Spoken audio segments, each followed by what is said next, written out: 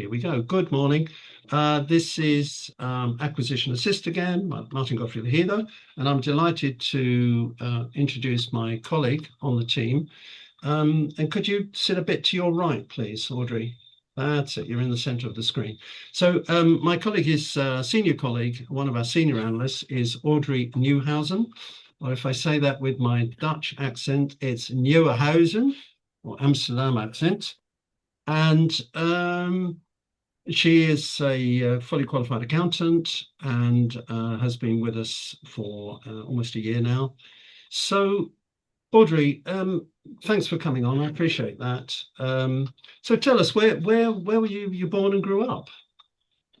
So, I was born in Zimbabwe, in the middle of the country, and spent my life in Zimbabwe, most of my life in Zimbabwe. And I married a local farmer, and we ran a farming enterprise for 13 years. It was a very big operation. We had 12,000 acres of land, and yeah, we What were had you 1,000 growing? head. So we had a double cropping rotation. We did maize and then sorghum, also other cereals, Mhm. and then winter wheat. We Yeah. had night storage dams for all the irrigation, and we also had 1,000 head of breeding cattle, which I ended up running because my husband was busy with the cropping and he didn't really have time. So I took that on and ran the breeding herd. We also then we were the only ones with a combine harvester when we first started farming. Hmm. And so he ended up doing contract combine harvesting Yeah. around the country. We had our first drought, and so he bought a drilling rig, and then we started drilling boreholes for ourselves. And then the neighbors said they also wanted. So we ended up having that second business of a drilling rig, and he would go around and he ended up drilling all over the country with the drilling rig until it became a popular thing and other people brought in drilling rigs. But he Wow. was quite clever in having the initiative to do things from the beginning. Hmm. So we had the farming business for 13 years until Mugabe and his henchmen took the farm over. So we were given a I was going week to to ask get about off. the Mugabe factor. Yeah. Yeah. Yeah. So we were fortunate enough that we were actually given a week to get all our equipment and cattle and belongings off the farm. A I week. was doing the, yeah, A week. a week, yeah.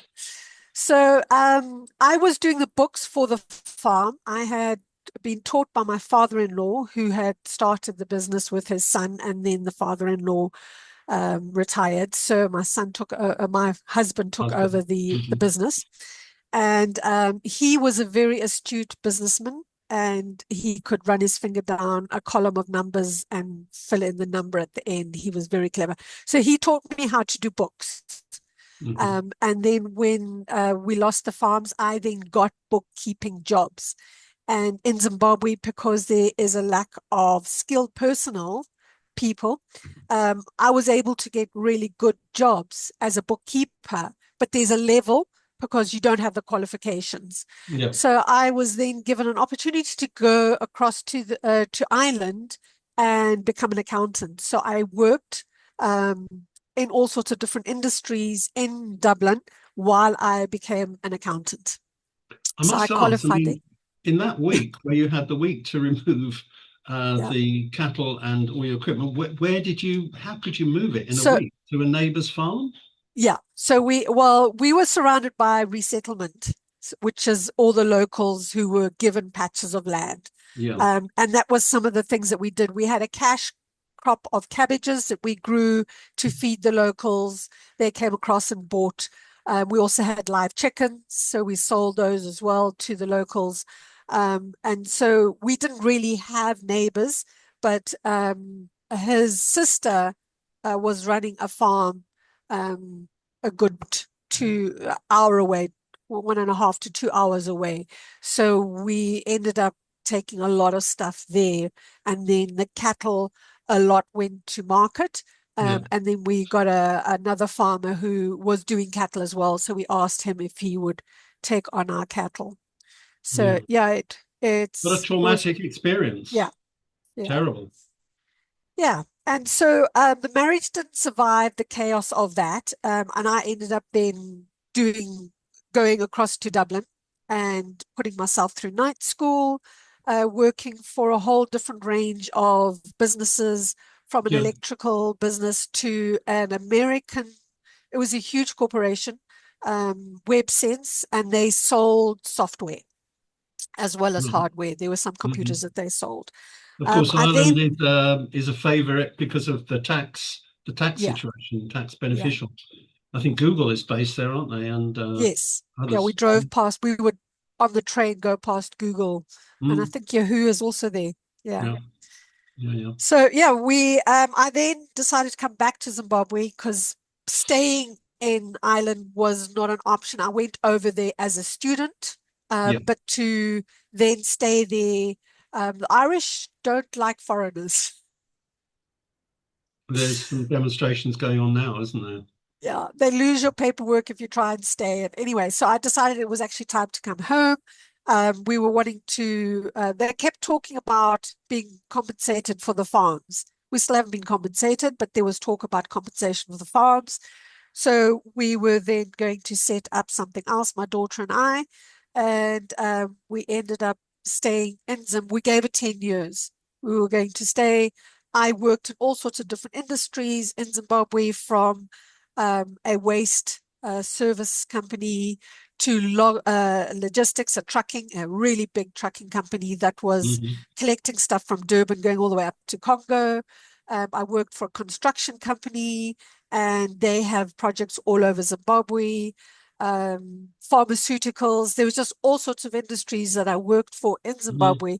And having that knowledge of working for SMEs is really helpful for where I'm at now, Yeah, because when I get to speak to the vendors, when I look at the accounts, you can understand the business yeah. because I've done quite a lot of these different industries. At what point did you move to South Africa?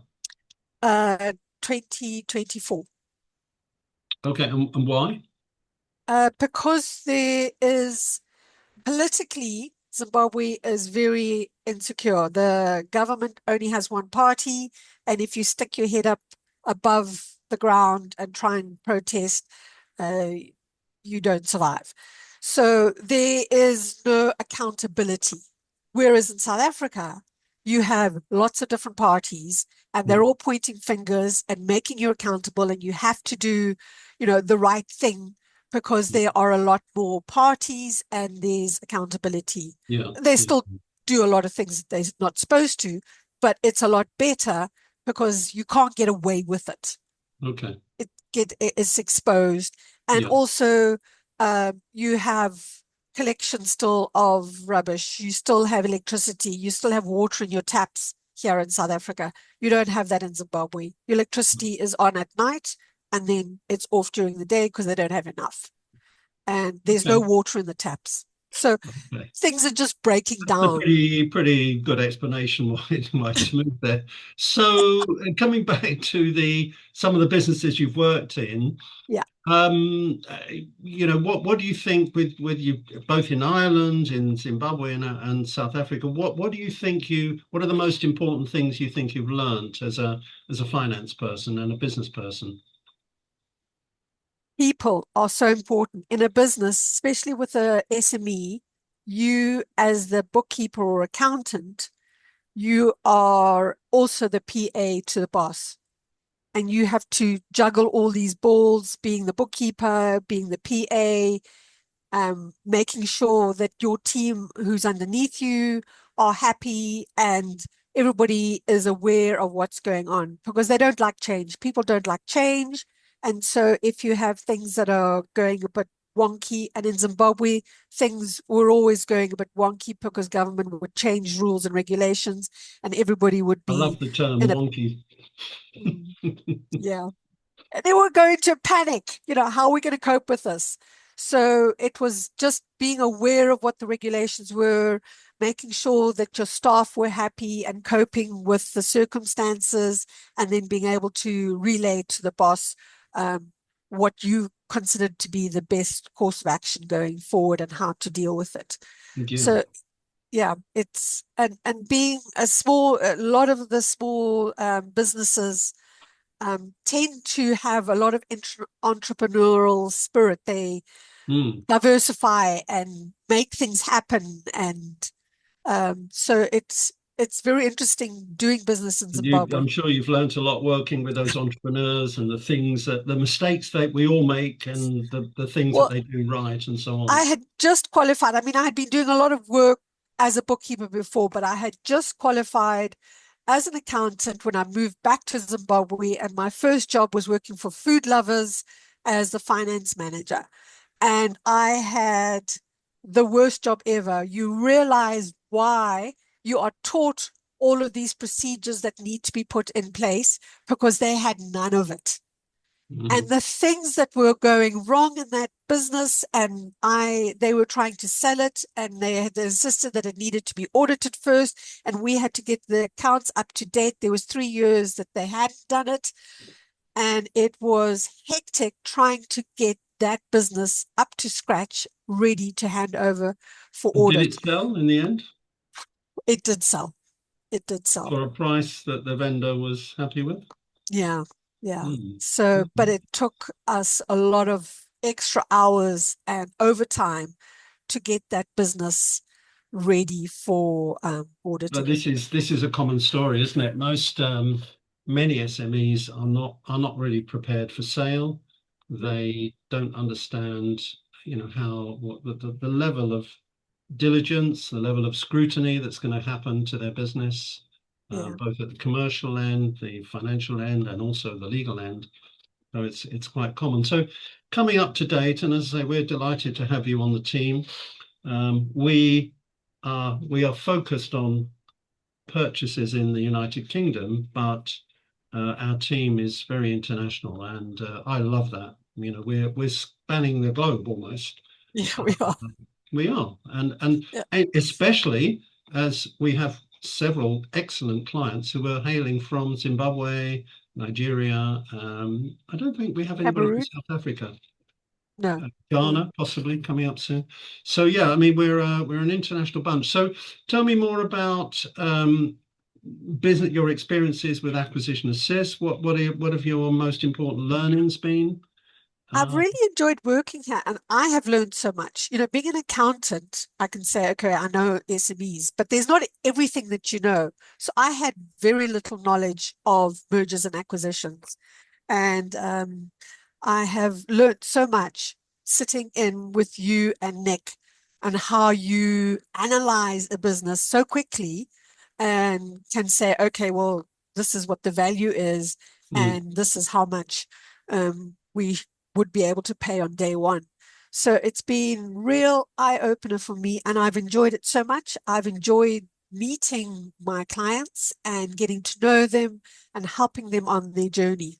mm, So that is what I've enjoyed, and it's so diverse because you have some that are interested only in fire and safety business, and others are yeah. wanting, a cleaning business, and there's somebody else who wants a construction or an engineering. So there's never a dull moment. There's always something that somebody else. And say that again. Uh, We do have a few guys who are looking for a unicorn, and they're wanting a business that I have never heard of before or considered before. And so that has been challenging. And we have managed to get him to look at other options. yeah. So he's coming around to Well, looking that at. that brings me on to my last question, or possibly another question, and that is that what advice would you have for current clients of Acquisition Assist and prospects who may be considering using our services? What advice So would you have? don't confine yourself and say, this is what, unless like we have got one client who's already in that industry and he wants to buy more of those similar kind of businesses. But if you are coming in and you don't really know, you have an idea, say, okay, I like construction and I'm a builder, then yes, but also be open to something else that might be construction related.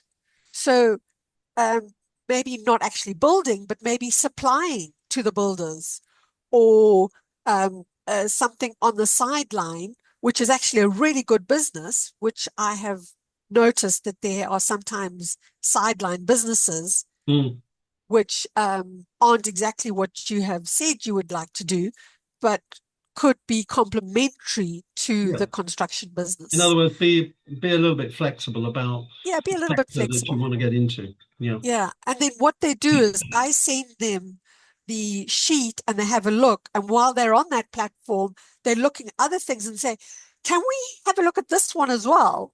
And it's completely off topic, but Mm, we'll have a look at it. yeah. But what you also need to consider is if you're into engineering, and we have got some customers who are into the engineering, and you want to go into care homes, there is a problem with that because you've got no experience. Yeah. Yeah. And then the client doesn't want to sell to somebody who's an engineer because what do you know about care homes? And you don't have any experience. How are you going to run this business effectively? This is their baby that they're handing over because they're retiring, and they don't really want to sell it to someone who has no experience in it. Yeah, I So, mean, I would say, we've had experience. I've had experience of buying businesses that, are not, the client doesn't have experience, and I myself. But that's down to the client then has to be very clear that they have sufficient general business experience yeah, to be able to handle a business that yeah. they don't know. I mean, at the end of the day, yeah, but I totally agree. For many vendors, that can be an obstacle. What about your last word, if I may, on the actual vendor meetings where you've accompanied many clients? Your advice and counsel to potential clients in that respect. So we're talking about Audrey coming on and supporting a call with a vendor. What are your views Yeah. and experiences in that area? So basically, what we are looking for the client to be friendly. What you're doing is you are sizing up the vendor and the vendor is sizing up you. Are you going to be someone he is willing to go into business with? If he doesn't trust you, if he doesn't like you, then he's not going to want to sell his business to you. So don't come in all officious and I've been with this big corporation and I know how to do business. When a SME is a small guy who's built it up from ground roots up, and he wants someone who he can trust. So try and be friendly and engaging and ask him about the business and how did it's on the IM, but ask those questions. How did you get started? And, why did you get started? And Mm, just be friendly and engaging so that the vendor is happy to sell it to you. I've had some guys, some of my clients who've come in and have been so officious and so how are the statistics and how are the profits and blah blah blah that the vendor in the middle of the meeting has said I have taken it off the market because the guy couldn't read the room and he just put the guys back up and talking yeah, about profits and how he was going to improve the business. yeah. So yeah, it needs It's to be building friendly. rapport, especially the first and even well, Yeah, all the meetings. But you must yeah, always build rapport all the time, and not just with the vendor when it comes to the financing. Anybody in finance, one must always bring out your best interpersonal skills. yeah. So you're basically looking to charm and get on with everybody. And I have a client I'm thinking of right now who's doing a 2.2 million pound business, and he's absolutely like that. He's got great interpersonal skills. Yeah, Everybody is treated with great deal of politeness. Always remember to say please, and always, thank you. Yeah, and thank you, of course. yeah. That's very important. So thanks very much, Audrey. Any You're last welcome. word you'd like to spread to the universe? Come and join us and we'll help you to get your business going. There you go. There's no guarantees that we can do that, but No if anybody guarantee. can do it, we'll do it with the support We'll of. do the best that we can to We'll do get the you very best we can for signed. you. There Yeah, are unforeseen things. We never know exactly how motivated the vendor is, yeah, and we never know exactly how your negotiating skills will be, but we support you in that as well. yeah. The financing, people often ask me all the time about the financing. Actually, that's of lesser concern. We have our in-house broker, John Offord, who has a black book with hundreds of sources of finance. So it is, if it's financeable, we can do it. But the interpersonal side is down to you, the client, or the prospect. I'd just like to say thank you very much, Audrey. I look forward to meeting with you in August. Yes. And it's been a pleasure to have you on so far. I hope they serve fish and chips in the hotel. And I'm sure. onwards and upwards. The business is growing and we're taking on more clients. And it's been a pleasure to work with you. Thank you very much. Thank you. It's been a pleasure too.